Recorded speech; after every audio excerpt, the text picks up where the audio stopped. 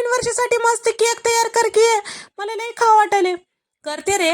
Cake न करायला काय झाले, नवीन वर्ष म्हटलं की केक करावाच लागते बघा. त्याच्यासाठी कबर इतकं मैदा आणि पाव कप इतकं कस्टर्ड पावडर, पाऊण कप पिठी साखर घेतली, 1 चमचा बेकिंग पावडर, अर्धा चमचा बेकिंग सोडा, सगळं चांगलं चाळून घ्यावं बघा.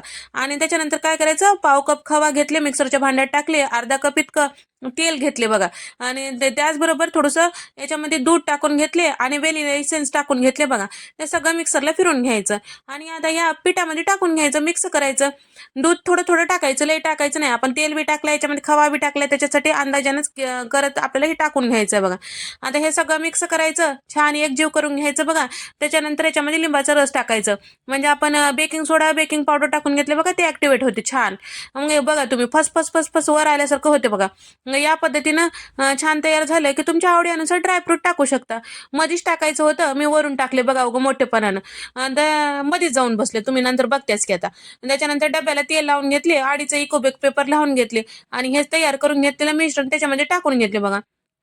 आणि पहिलंच मी कढईमध्ये मीठ टाकून स्टँड ठेवून झाकण लावून 10 मिनिटं छान प्रीहीट करून घेतले बघा. त्याच्यामध्ये हे केकचा डबा ठेवून घेतले आणि 40 ते 45 मिनिट मध्यम गॅसवर छान असं हे बेकिंग करून घेतले बघा. तेच ते वाफून घेतले बघा.